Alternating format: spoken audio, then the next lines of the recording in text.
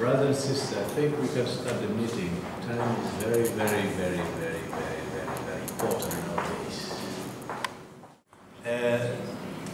Myself, of course, I'm representing the government. I'm the Minister of Finance. My name is Juan Somalia. I'm the Director General of the ILO. Director, welcome.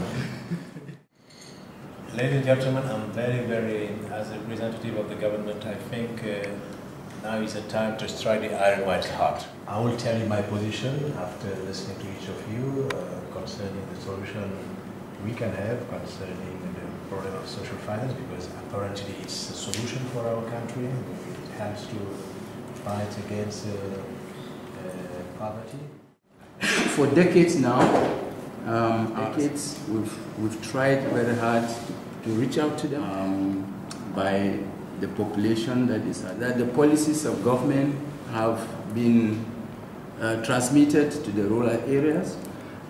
So we think that it's important for the policy of government to particularly take into consideration capacitating the various microfinance institutions. Thank you, Mr. Minister, Excellencia. I am glad to hear what the Microfinance Institution Association is stating now, because we are hearing that they want to go deeper in rural area. As a subsidy to the rural area. Clearly remind us that this country is actually fed and developed by the farmers, small farmers and rural workers. And these are the poorest people, the poorest of the poor in this country. Yes, ladies first and then you go. In the rural areas, of course. I want to take the opportunity of your question to say thank you, because it's a good question that you asked. If the union believe in the microfinance institution, we have one message to this government that we give our voice to, we give our support to.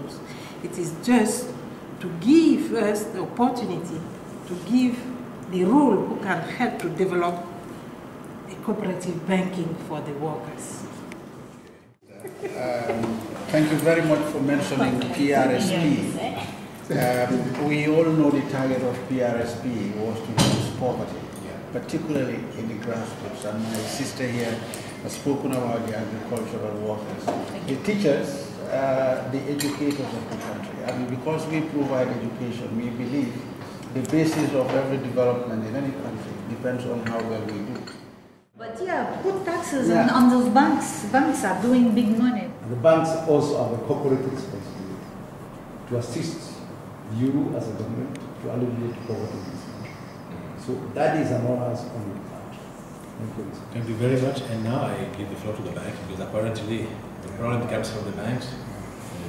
Gentlemen, I'm listening to you. Thank you, Mr. Chairman. Your Honor, the Minister. First of all, I'd like to join my colleagues for appreciation the efforts that you have made to put us together today. I had 3 months' time. It's a free market, as you know, Mr. Chairman.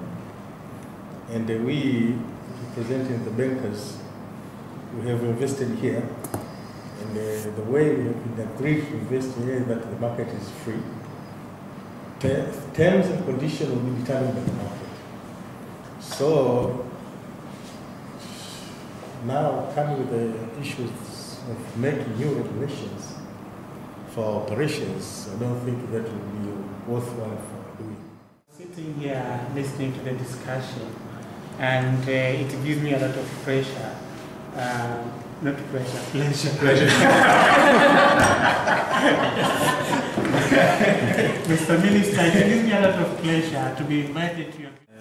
For the rest, I think we need a real frank discussion with the banks, because this is a big challenge.